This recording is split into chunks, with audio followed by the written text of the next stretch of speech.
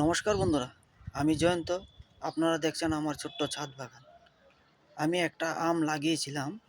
এই আমটার নাম আমি ট্যাগটা হারিয়ে গেছে, তাই আমটার নাম আমি বলতে পারছি না।